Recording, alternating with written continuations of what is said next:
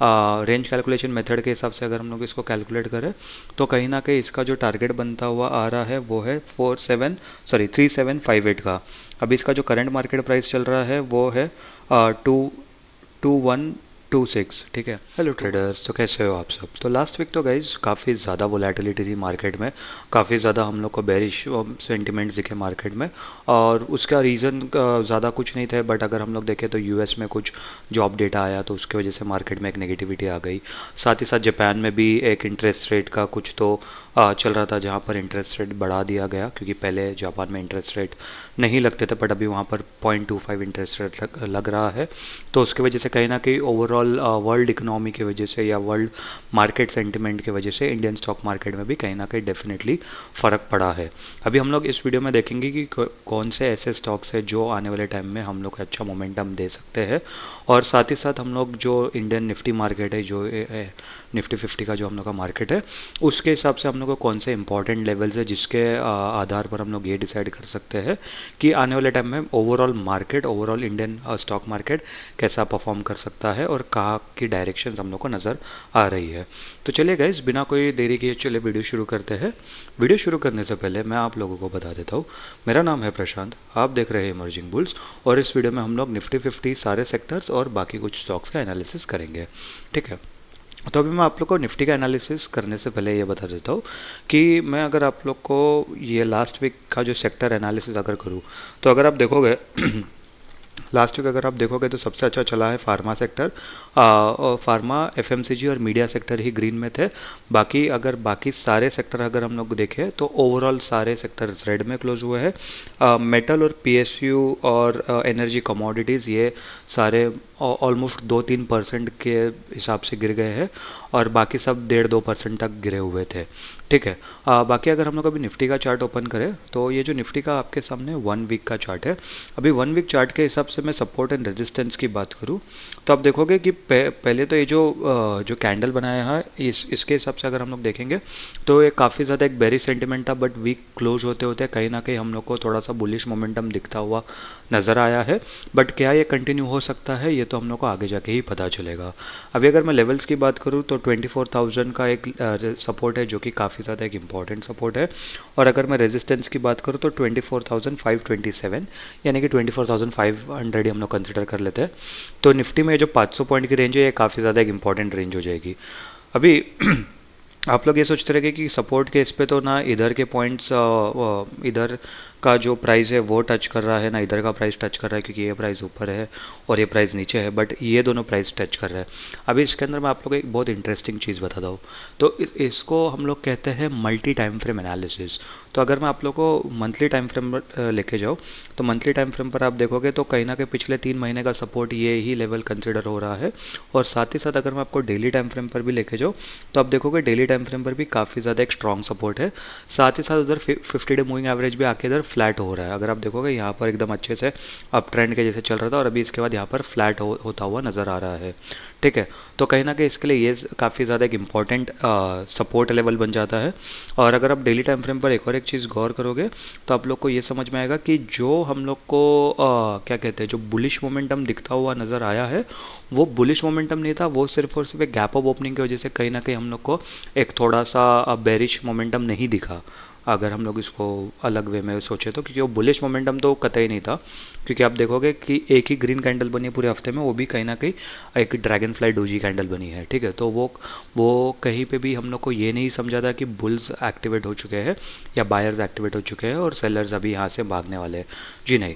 अभी मेरे हिसाब से क्या लगता है, अगर मैं डेली टाइम फ्रेम के हिसाब से अगर आप लोग को एक पिक्चर बताऊँ तो कहीं ना कहीं ये एक रेंज में, ये जो रेंज है हम लोग का जो 500 पॉइंट का रेंज, उसके बीच में मार्केट कहीं ना कहीं थोड़ा सा और दिन स्पेंड कर सकता है, आने वाले 1-2 हफ्ते और स्पेंड कर सकता है। फिर उसके बाद जैसे ही अप साइड के या लोअर साइड के लेवल्स अगर ब्रेक होंगे, सपोर्ट या रेजिस्टेंस ब्रेक होंगे, उसके बाद हम लोग को आने वाले टाइम में लेवल्स दिख सकते हैं। बट ये वाला जो हफ्ता है, जो 12 अगस्त से जो हफ्ता जो शुरू होने वाला है, उस हफ्ते में मुझे इतना ज़्यादा मोमेंटम नज़र आता हुआ नहीं दिख रहा है, स्पेसिफिकली अगर मैं निफ्टी की बात करूँ तो।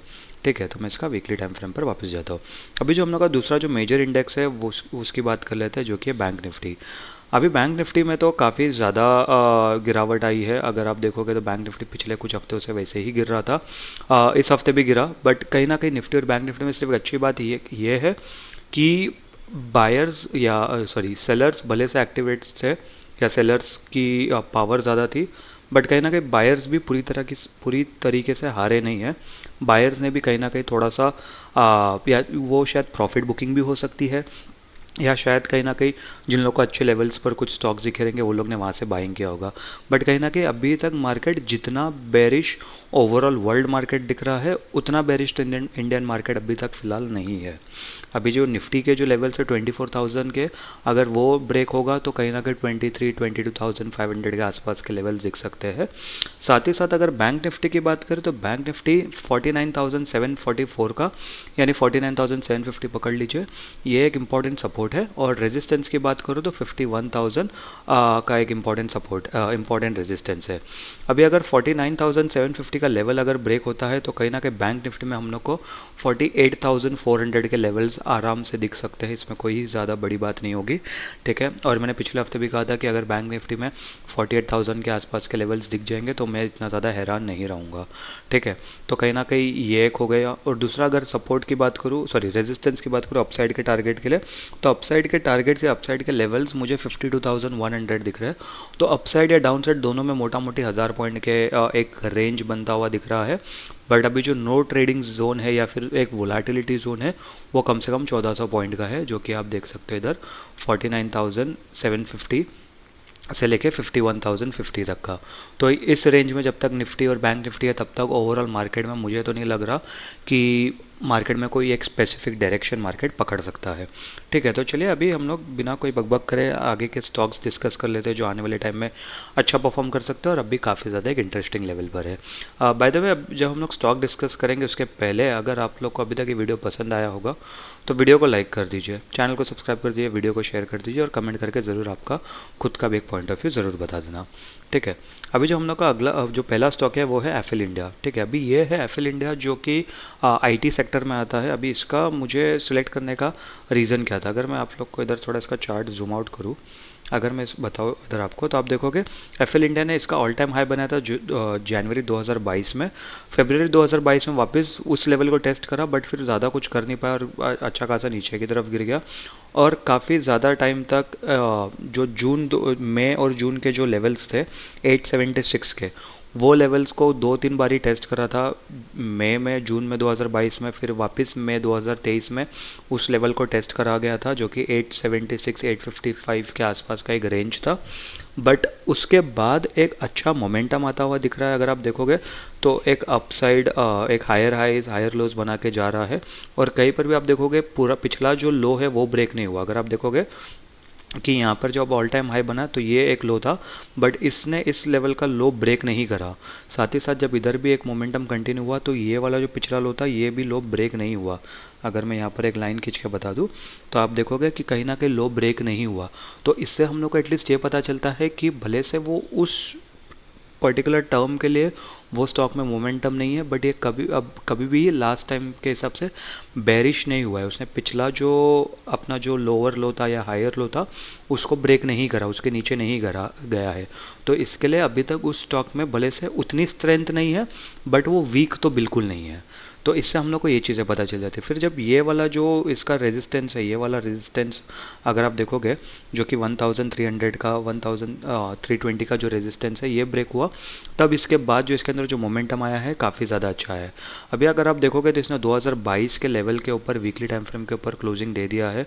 अगर मैं आप लोग को मंथली टाइम फ्रेम पर भी बताऊँ तो मंथली टाइम फ्रेम के हिसाब से भी बहुत ही अच्छा चल रहा है और ये अपने ऑल टाइम हाई पर है। ठीक है, अभी इसका सिर्फ एक ही यही रीज़न नहीं कि जो मल्टी ईयर ब्रेकआउट हो रहा है, साथ ही साथ अगर आप देखोगे तो पिछले कुछ हफ्तों से इसके अंदर वॉल्यूम्स भी काफ़ी ज़्यादा अच्छे आए हैं। अभी अगर इसका जो टारगेट्स की बात करूँ तो हम लोग हमेशा रेंज कैलकुलेशन मेथड लेते हैं। अगर मैं इसका जो ऑल टाइम हाई से लेके जो इसका लोवेस्ट पॉइंट था, रीसेंट लोवेस्ट पॉइंट, अगर मैं वो ले लूँ तो इसका टारगेट अगर मैं बताऊँ तो कहीं ना कहीं टारगेट आ रहा है 2239 का। इसका ब्रेकआउट हुआ था समवेयर अराउंड 1539 पे, अभी उससे ऑलरेडी 60-70 पॉइंट ऊपर है, यानी कि 3-4% ऑलरेडी ऊपर चल रहा है। तो मैं देखूंगा कि इस हफ्ते में ये स्टॉक कैसा परफॉर्म करता है। अगर और भी ज़्यादा मान लो अगर इसके अंदर गैप ऑफ ओपनिंग हो जाता है और भी ज़्यादा बड़ी कैंडल बन जाती है तो मैं इस पर इतना ध्यान नहीं दूंगा। बट अगर मान लो जैसा कि मैं एक्सपेक्ट कर रहा हूँ कि आने वाले हफ्ते में 1-2 हफ्ते तक मार्केट कंसोलिडेट कर सकता है, ओवरऑल मार्केट, अगर ये स्टॉक भी मुझे अगर कंसोलिडेशन फेज में मिल जाता है, फिर उसके बाद मैं इसके अंदर थोड़ी क्वांटिटी ऐड कर सकता हूँ, या फिर एक पुल बैक होगा तो मैं क्वांटिटी ऐड करके फिर उसके बाद ये मोमेंटम कैप्चर करने की सोच सकता हूँ। ठीक है, तो ये हो गया मेरा एफिल इंडिया का प्लान। अभी जो मेरा दूसरा स्टॉक है वो है इप्का लैबोरेटरीज। ठीक है, अभी इप्का या आईपीसीए लैबोरेटरीज, अगर मैं इसकी बात करूँ तो इस पर भी काफ़ी सेम कॉन्सेप्ट ही हुआ है। अगर आप देखोगे इसने भी 2021 में सितंबर 2021 में इसका ऑल टाइम हाई बना, बट इसको सस्टेन नहीं कर पाया और काफ़ी ज़्यादा नीचे गिर गया था। आप देखोगे जो ऑल टाइम हाई बना था वो था 1374 का लेवल, बट जब इसके बाद इसके अंदर गिरावट आई तो मई 2023 तक ये 643 के लेवल्स पर पहुंच गया था। मोटा मोटी 50% अपना वैल्यू खो दिया था उसने। ठीक है, उसके बाद एक अच्छे मोमेंटम के साथ कंटिन्यू करता आ रहा है, अच्छे मोमेंटम के साथ हायर हाइज हायर लोज बना बना के ऊपर जा रहा था। जब वापस अपने ऑल टाइम हाई को रीटेस्ट करा इसने अप्रैल 2024 में, अप्रैल और मई के 2024 में, फिर भी ब्रेक नहीं कर पाया। एक गिरावट है 50 डे मूविंग एवरेज का सपोर्ट लेके वापस अभी इसके अंदर एक अपना ऑल टाइम हाई बनाने का ट्राई कर रहा है। अभी अगर हम लोग इसके अंदर देखेंगे तो अगर आप लोग ने ध्यान दिया होगा तो कहीं ना कहीं इसके अंदर आप देखोगे तो ये कप एंड हैंडल पैटर्न बनता हुआ नज़र आ रहा है। ठीक है, अगर आप देखोगे इधर एक कप एंड हैंडल पैटर्न बनता हुआ नज़र आ रहा है। तो कप एंड हैंडल पैटर्न के ऊपर हम लोग ने ऑलरेडी काफ़ी सारे स्टॉक डिस्कस करे थे पहले भी, और वो काफ़ी ज़्यादा एक क्या कहते हैं बुलिश पैटर्न माना जाएगा। और इसके अंदर मतलब अगर ये जो स्टॉक्स के जो ब्रेकआउट होते हैं, कप एंड हैंडल पैटर्न के ब्रेकआउट होते हैं, तो ये जनरली काफ़ी ज़्यादा अच्छा रिटर्न्स देते हैं। अभी अगर हम लोग इसका सिर्फ ये जो ऑल टाइम हाई से हिसाब से इसका अगर जो डेप्थ अगर मेजर करें रेंज कैलकुलेशन मेथड के हिसाब से, तो कहीं ना कहीं इसके टारगेट्स नज़र आ रहे हैं 2089। अभी इसका करंट मार्केट प्राइस चल रहा है 1365, बट अभी तक इसका ब्रेकआउट नहीं हुआ है। जब ये ब्रेकआउट होगा तभी ही हमारे लिए ये स्टॉक एक्टिवेट होगा। अभी तक ये फिलहाल सिर्फ हमारे एक जोन में है या फिर हमारी नज़रों में है। अभी जब ये ब्रेकआउट होगा तभी मैं इसके ऊपर ट्रेड लेने के सोच सकता हूँ। अभी जो हम लोग का अगला स्टॉक है वो है आईसीआईसीआई प्रूडेंशियल लाइफ इंश्योरेंस। ठीक है, ये स्टॉक मैंने पहले भी कोई तो एक वीडियो में डिस्कस करा था कुछ इस लेवल के आसपास, बट उसके बाद इसके अंदर कुछ ज़्यादा कुछ खास मोमेंटम हुआ नहीं है। अभी ये स्टॉक को मैंने वापस क्यों कंसिडर करा है, क्योंकि अगर आप देखोगे तो क्या कहते हैं मार्केट, ओवरऑल मार्केट ज़्यादा बेरिश मोमेंटम में कंटिन्यू कर रहा था या बेरिश चल रहा था। काफ़ी ज़्यादा सेलिंग प्रेशर आया था मार्केट में, बट अगर आप देखोगे आईसीआईसीआई प्रूडेंशियल लाइफ इंश्योरेंस में इतना ज़्यादा कुछ सेलिंग प्रेशर आया नहीं। एक हफ्ते डोजी कैंडल बनी, उसके बाद काफ़ी ज़्यादा वापस एक बुलिश कैंडल बनी है, साथ ही साथ वॉल्यूम्स भी ज़्यादा अच्छे हैं। तो जिस लेवल पे हम लोग ने इसको लास्ट टाइम डिस्कस करा था ये फिलहाल उसी लेवल के आसपास ही चल रहा है। 739 इसका करंट मार्केट प्राइस है। इसका जो ब्रेकआउट लेवल था वो था 720। रेंज कैलकुलेशन मेथड के हिसाब से मैंने पहले भी आप लोग को बताया था कि मेरे टारगेट्स हो सकते हैं कहीं ना कहीं 1065, जो कि अभी भी बरकरार लग रहा है। और इसके अंदर अभी तक मेरे हिसाब से अगर ये स्टॉक कहीं ना कहीं अगर 619 के नीचे अगर चला जाएगा तो मेरे लिए ये क्या कहते हैं मेरे लिए बेकार हो जाएगा, बेकार या फिर मेरा स्टॉप लॉस हिट हो जाएगा अगर सही शब्दों में कहूँ तो अभी फ़िलहाल तो इसके अंदर जो मोमेंटम जो हम लोग ने एक्सपेक्ट करा था फ़िलहाल तो वो मोमेंटम आया नहीं है।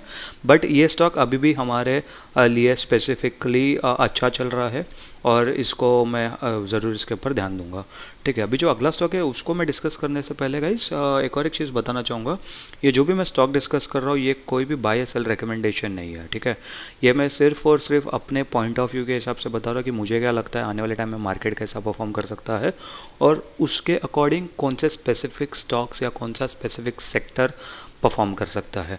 ये सिर्फ और सिर्फ मैं लर्निंग के हिसाब से बना रहा हूँ वीडियो, तो प्लीज़ अपना कोई भी बाय या सेल डिसीजन लेने से पहले खुद का एनालिसिस कीजिए। आपका कोई फाइनेंशियल एडवाइज़र है तो उनसे बात कीजिए और फिर ही उसके बाद कोई भी बाय या सेल करना। अगर मेरे कहने पर आप बाय या सेल करते हो और अगर आपका गलती से नुकसान हो जाता है तो इसके लिए मैं ज़िम्मेदार नहीं रहूँगा। तो प्लीज़ खुद का एनालिसिस करने के बाद ही आप कोई भी स्टॉक्स पर बाय या सेल करना। ठीक है, तो अभी जो हम लोग का अगला स्टॉक है वो है शिवम ऑटो। अभी शिवम ऑटो लिमिटेड, अभी आप लोगों को तो पता ही होगा कि ऑटो इंडस्ट्री तो काफ़ी ज़्यादा अच्छे से चल रही है। ऑटो सेक्टर में काफ़ी ज़्यादा अच्छा एक मोमेंटम आया। बट अभी ये स्टॉक की सबसे खास बात क्या है, बाकी सारे जो स्टॉक्स थे वो यूजुअली अपने ऑल टाइम हाई ब्रेकआउट कर रहे थे। अभी ये वाला जो स्टॉक है ये कहीं ना कहीं रिवर्सल स्टॉक है। वो सारे थे वो मल्टी ईयर ब्रेकआउट है, मतलब ये भी मल्टी ईयर ब्रेकआउट है बट कहीं ना कहीं ये रिवर्सल कैटेगरी में आता है। वो कैसे थे वो वाले स्टॉक, वो अपना नया ऑल टाइम हाई बना रहे थे, ठीक है। तो अगर मैं मंथली टाइम फ्रेम पर आप लोग को लेके जाऊँ तो अगर आप देखोगे तो ये स्टॉक ने आईपीओ करा था 2007 में, 2007 से लेकर कहीं ना कहीं 2014 तक ये एक ही कंसोलिडेशन रेंज में चल रहा था। फिर उसके बाद इसका ब्रेकआउट हुआ, तभी इसने 2015 में इसका ऑल टाइम हाई बनाया था जो कि था 77 का, सस्टेन नहीं कर पाया और उसके बाद अच्छी खासी गिरावट आ गई थी। 50 डे मूविंग एवरेज के साथ सपोर्ट लेके वापस इसने अपना नया ऑल टाइम हाई बनाया था 99 रुपीज़ का, बट वो भी सस्टेन नहीं कर पाया। उसके बाद इसके अंदर भारी गिरावट आई और 2020 आते आते मार्च 2020 में तो ओवरऑल स्टॉक मार्केट की पूरी लग गई थी, बट इस स्टॉक की बहुत ज़्यादा लगी पड़ी थी जो कि ये 7 रुपये पे आ गया था। 99 रुपीज़ से 7 रुपये, मतलब अगर आप मोटा मोटी कैलकुलेट करो तो 92-93% इसकी वैल्यू पूरी गिर गई थी, ठीक है। मतलब स्टॉक प्राइस गिर गई थी, वैल्यू तो नहीं बट स्टॉक प्राइस गिर गई थी, ठीक है। बट उसके बाद वापस इस स्टॉक ने एक अच्छा मंथली टाइम फ्रेम के हिसाब से भी एक अच्छा मोमेंटम कंटिन्यू करा। फिर उसके अंदर इसके 2023 में गिरावट आई थी, अभी वो काफ़ी ज़्यादा अच्छे मोमेंटम के साथ चल रहा है। अभी इसके अंदर अगर मैं वीकली टाइम फ्रेम पर जाऊँ, अगर आपको मैं बताऊँ तो वीकली टाइम फ्रेम पर के हिसाब से आप देखोगे लास्ट इसने ये जो लेवल है 2018 में टेस्ट करा था, अभी वापस वो अपने इस लेवल के पास आया जो कि 61 रुपीज़ का लेवल, 60.94, तो 61 ही पकड़ लीजिए। 61 रुपीज़ के लेवल पर वापस आ चुका है जो कि कहीं ना कहीं 5 से 6 साल बाद उस लेवल पर आया है। तो इसके अंदर तो सिर्फ मल्टी ईयर या रिवर्सल का कॉन्सेप्ट नहीं है, अगर आप देखोगे ये पिछले दिखा देता हूँ मैं आप लोग को। आप देखोगे ये 2016 का चार्ट यहाँ पर आपको लेफ्ट हैंड साइड में दिख रहा होगा, नीचे आप लोग को वॉल्यूम्स दिखेगा, तो आप देखोगे 2016 से लेकर अभी तक पिछले 8-9 साल में सबसे ज़्यादा वॉल्यूम इस पर्टिकुलर हफ्ते में आए, और वो मतलब पिछले 2 हफ्ते में है। और अगर आप देखोगे कैंडल्स की साइज़ भी काफ़ी ज़्यादा बड़ी कैंडल थी, मतलब इसके अंदर डेफिनेटली कुछ मतलब बोलो ना कुछ तो ऐसा है जो शायद हम लोग को एज अ रिटेल इन्वेस्टर नहीं पता है, बट जो बड़े बड़े जो इन्वेस्टर्स होते हैं वो लोग ने इसके अंदर देखा है। इसके अंदर भारी वॉल्यूम्स में इसके अंदर बाइंग की गई है, और साथ ही साथ इसका कैंडल्स का साइज़ भी बता रहा है कि मार्केट में इसका इंटरेस्ट है ज़रूर, ठीक है। तो काफ़ी ज़्यादा ये एक अट्रैक्टिव बाय लग रहा है यहाँ पर। बट अभी तक जो हम लोग का पिछला स्टॉक था, पिछला आईपीसीएल लैबोरेटरीज, उसके अंदर जैसा अभी तक ब्रेकआउट आया नहीं था वैसा ही अभी तक इसके अंदर भी ब्रेकआउट आया नहीं है। जब इसके अंदर 60.94 का अगर ब्रेकआउट आएगा, रेंज कैलकुलेशन मेथड के हिसाब से अगर हम लोग टारगेट्स की बात करें तो 115 का इसका टारगेट्स नज़र आ रहा है। अगर ये अपना 115 का टारगेट भी ना ले, अगर ये इधर से उसका जो ऑल टाइम हाई था जो कि 100 रुपये के आसपास था, अगर वहाँ पर भी पकड़े तो कहीं ना कहीं हम लोग को इसके अंदर 33-34% का गेंस नज़र आता हुआ दिख रहा है। तो काफ़ी ज़्यादा एक इंटरेस्टिंग बाय होगा ये अगर हम लोग के लिए, अगर ये क्या कहते हैं ये लेवल को ब्रेक करता है तो। अगर ये लेवल को ब्रेक नहीं कर पाएगा और मान लो अगर इसका जो पिछले हफ्ते का लो है, सॉरी पिछले हफ्ते का लो, मैं अगर आप लोग को बताओ एक सेकेंड, अगर मैं यहाँ पर बताऊँ तो अगर ये वापस ये वाले लेवल के नीचे चला जाएगा, 40 रुपीज़ के लेवल के नीचे चला जाएगा तो ये हम लोग के रडार से बाहर हो जाएगा, यानी कि हम लोग का स्टॉप लॉस हिट हो जाएगा अगर हम लोग इसको बाय करते हैं तो, ठीक है। अभी जो हम लोग का अगला स्टॉक है वो है इमेजिका वर्ल्ड एंटरटेनमेंट, ठीक है। अभी इमेजिका में भी सेम स्टोरी है। इमेजिका की अगर मैं बात करूँ तो इमेजिका को मंथली टाइम फ्रेम पर अगर आप लेके जाओ तो आप देखोगे इसका आईपीओ आया था कहीं ना कहीं 2016 में, और उसके बाद जिस दिन से आईपीओ है ये 206 के आसपास खुला था, उसके बाद ये स्टॉक सिर्फ गिरता ही हुआ है। इसने फिर इसका लो बनाया था 1 रुपये का लो बना था जो कि था सितंबर 2019 में। आप समझ सकते हो 206 रुपये के भाव में जिसने भी इसके अंदर एंट्री किया रहेगा, और उसके बाद जब वो स्टॉक 1 रुपये पे आ गया रहेगा 1-2 रुपये पे, भाई वो बंदा तो हार्ट अटैक से ही मर गया होगा, ठीक है। मतलब ऐसा तो किसी के बारे में बोलना नहीं चाहिए, बट आप समझ सकते हो मैं किस कॉन्टेक्स्ट में बोल रहा हूँ, मतलब कि उसकी तो पूरी पूरी जो क्या कहते हैं जो पूरा पोर्टफोलियो है वही पूरा बर्बाद हो चुका रहेगा जिस बंदे ने अगर 206 में खरीदा होगा तो, ठीक है। बट उसके बाद कहीं ना कहीं अगर आप देखोगे, मैं ये मंथली टाइम फ्रेम ही है, अगर मैं इसको थोड़ा सा जूम आउट करूँ, ठीक है, अगर आप देखोगे या जूम इन करो रादर, तो इधर एक अच्छा खासा कंसोलिडेशन और अच्छा खासा एक्यूमुलेशन हुआ, ठीक है। ये इतने से पीरियड में 2018 से लेके 2022 तक, ये 4 साल के पीरियड में ये स्टॉक 1 रुपये से लेकर 12-13 रुपये तक 15 रुपये तक ही ट्रेड करा था। उसके बाद जो इसके अंदर ब्रेकआउट आया है, ओहो, जिस किसने भी ये स्टॉक इन लेवल्स पे खरीदे थे आज उसका प्राइस चल रहा है 94 का, ठीक है। वीकली टाइम फ्रेम पर आप लोग को वापस लेके जाके दिखाऊंगा। अगर आप देखोगे तो इस चार्ट को थोड़ा सा मैं जूम आउट कर देता हूँ ताकि अपना पूरा चार्ट नज़र आए। तो आप देखोगे कि ये जो लेवल है इसके बाद 2016 के लेवल के बाद अभी वापस ये 94 के लेवल के पास आया है। ठीक है, अभी अगर आप देखोगे इसके अंदर एक राउंडिंग बॉटम पैटर्न तो बना ही बना, साथ ही साथ अगर आप देखोगे इधर इसने रीटेस्ट किया, मतलब इसने अपना जो 2016 का लेवल था वो ब्रेक करने का कोशिश किया, 2024 में नहीं कर पाया, फरवरी 2024 में वापस अप्रैल में ट्राई करा, नहीं कर पाया, और उसके बाद पिछले हफ्ते अगस्त 2024 में ये लेवल फाइनली ब्रेक हुआ वीकली टाइम फ्रेम के हिसाब से। कैंडल्स अपना वॉल्यूम्स की बात करो तो आप देखोगे काफ़ी ज़्यादा वॉल्यूम्स आए हैं, और इसके पहले भी 2023 दिसंबर में और जनवरी 2024 में भी काफ़ी ज़्यादा अच्छे वॉल्यूम्स आए थे। तो अभी इसके अंदर मार्केट में तो डेफिनेटली इसका इंटरेस्ट आ रहा है इस स्टॉक के ऊपर। अगर हम लोग रेंज कैलकुलेशन मेथड के हिसाब से बात करें तो कहीं ना कहीं इसके जो आने वाले टारगेट्स नज़र आ रहे हैं वो 185 के हैं, और अगर आप देखोगे तो कहीं ना कहीं इसका रेजिस्टेंस लेवल भी वही है। अगर मैं यहाँ पर एक लाइन खींच के बता दूँ, एक सेकंड, आप देखोगे तो कहीं ना कहीं इसका जो रेजिस्टेंस लेवल था वो भी यही है। तो ये एक टेक्निकली भी अगर आप देखोगे टारगेट भी बहुत ज़्यादा, टेक्निकली भी बहुत ज़्यादा सही लग रहा है। ठीक है, तो इस स्टॉक पर मेरी डेफिनेटली नज़र रहेगी, क्योंकि ये 94 से 185 पे हो रहा है, मतलब लिटरली ये 100% गेन्स हम लोग को मिल रहे हैं इस स्टॉक पे। अभी जो हम लोग का अगला स्टॉक है, ये स्टॉक 10 साल बाद उस लेवल का ब्रेकआउट करेगा, और ये अपना ऑल टाइम हाई का ब्रेकआउट करने वाला है। और ये कहीं ना कहीं आप सभी लोग को पता होगा, मैंने अपने पिछले कई सारे वीडियो में कहा है कि ये मेरा फेवरेट स्टॉक है, और ये फार्मा इंडस्ट्री का स्टॉक है। अगर जिस किसी को पता है ये स्टॉक में कौन से स्टॉक की बात करो तो कमेंट करके ज़रूर बता देना। और ये स्टॉक है लुपिन। ठीक है, आप लोगों को पहले ही पता होगा कि मैंने लुपिन को ऑलरेडी कितने बारी डिस्कस करा था। मैं मंथली टाइम फ्रेम पर लेके जाता हूँ, आप देखोगे लुपिन को मैंने ऑलरेडी यहाँ पर डिस्कस करा था, ये पिछले पिछले साल की बात होगी, सॉरी यहाँ पर डिस्कस करा था जब ये लेवल को टेस्ट करा था 11257 के आसपास मैंने डिस्कस करा था। ये कहीं ना कहीं हम लोग ने शायद से मूरत ट्रेडिंग के टाइम पे इसको डिस्कस करा था। फिर उसके बाद जब ये लेवल भी आया तभी भी हम लोग ने इसको डिस्कस करा था कि हम लोग का ये एक्चुअली टारगेट था हम लोग का 1723, बट जैसे ही यहाँ पर हम लोग को कंसोलिडेशन दिखा तभी भी मैंने डिस्कस करा था कि भाई ये स्टॉक में अभी भी और दम बचा है और ये अपना ऑल टाइम हाई टच कर सकता है, और ऑल टाइम हाई हम लोग का टारगेट था। अभी ऑल टाइम हाई तो आगे हम लोग का टारगेट भी पूरा हो गया। अगर मैं वीकली टाइम फ्रेम पर लेके जाऊँ आप लोगों को तो आप देखोगे वीकली टाइम फ्रेम पर जो वॉल्यूम्स है वो भी कॉन्स्टेंटली अच्छे खासे आते जा रहे हैं, और ऑन एन एवरेज अभी आप देखोगे पिछले कुछ हफ्ते के हिसाब से काफ़ी ज़्यादा अच्छे वॉल्यूम्स है। डेफिनेटली इसके पहले भी काफ़ी अच्छे अच्छे वॉल्यूम्स आए 2022 में, 2021 में भी, बट अभी पिछले कई हफ्तों में ये जो वॉल्यूम था ये काफ़ी ज़्यादा एक अच्छा वॉल्यूम आया है। कैंडल भी काफ़ी ज़्यादा अच्छी है। अगर हम लोग इसका रेंज कैलकुलेशन मेथड के हिसाब से अगर हम लोग इसको कैलकुलेट करें तो कहीं ना कहीं इसका जो टारगेट बनता हुआ आ रहा है वो है 3758 का। अभी इसका जो करंट मार्केट प्राइस चल रहा है वो है 2126। ठीक है, 2126 का इसका करंट मार्केट प्राइस चल रहा है। बट डेफिनेटली कोई भी स्टॉक को, भले से वो मेरा फेवरेट स्टॉक हो नहीं हो वो फ़र्क नहीं पड़ता, बट कोई भी स्टॉक को अपना ऑल टाइम हाई ब्रेक करना आसान नहीं होता है। काफ़ी बार यूजुअली ये हो जाता है कि ऑल टाइम हाई ब्रेक करने के टाइम पे या तो का एक पुल बैक आ जाता है, या तो फिर ब्रेक करने के बाद एक पुल बैक आता है और उसके बाद कुछ टाइम कंसोलिडेट करता है वो स्टॉक, फिर उसके बाद उसका मोमेंटम कंटिन्यू होता है। तो इसके लिए अभी इस पर अगर मैं भले से मैं कितना भी टेम्प्ट हो ये स्टॉक को लेने के लिए, अगर मुझे लेना होगा तो मैं पहले वेट करूंगा, एटलीस्ट 10-20% क्वांटिटी के साथ एंट्री करूंगा ब्रेकआउट होने के बाद ऑब्वियसली, क्योंकि अभी तक ब्रेकआउट हुआ नहीं है, तो अभी तक ये जो हम लोग का सेटअप है वो एक्टिवेट नहीं हुआ है।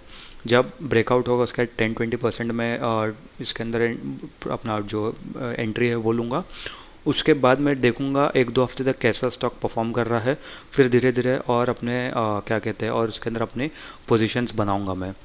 अगर इसके अंदर मान लो अगर आने वाले एक दो हफ्ते 3 हफ्ते में जैसा मैं सोच रहा हूँ कि एक साइडवेज पीरियड रह सकता है मार्केट में, अगर ये साइडवेज हो जाता है फिर ब्रेकआउट करता है तभी तो मैं 70-80% एंड पोजीशंस के साथ में घुस जाऊंगा इसके अंदर। बट अगर ये डायरेक्टली ब्रेक करता है आने वाले हफ्ते में तो मैं इतना ज़्यादा इंटरेस्टेड नहीं रहूँगा, जैसा कि मैंने कहा 10-20% के साथ मैं फिर भी लूँगा, क्योंकि अगर मेरा सेटअप बन रहा है तो मैं ज़रूर उसके ऊपर बेट लेना पसंद करूँगा। तो गाइज़ ये हो गए आज के स्टॉक्स। आई होप आप लोगों को ये वीडियो पसंद आया होगा।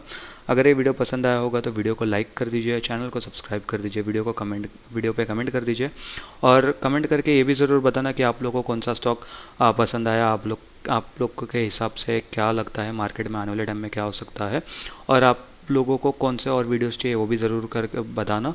और साथ ही साथ ये भी बताना कि अभी काफ़ी सारे आईपीओज आ रहे हैं, कि आप लोगों को आईपीओ से रिलेटेड आप लोगों को कुछ रिव्यूज़ चाहिए, मेरा एनालिसिस चाहिए कि कैसे मैं आईपीओ के हिसाब से मैं स्टॉक्स देखता हूँ, और मेरा आईपीओ के हिसाब से मेरा क्या पॉइंट ऑफ व्यू है। तो अगर वैसा भी कुछ है तो अभी ज़रूर आप बता देना। तो आई होप गाइज आप लोग को वीडियो पसंद आएगा, और मैं आपसे मिलता हूँ अगले वीडियो में। तब तक के लिए गुड बाय।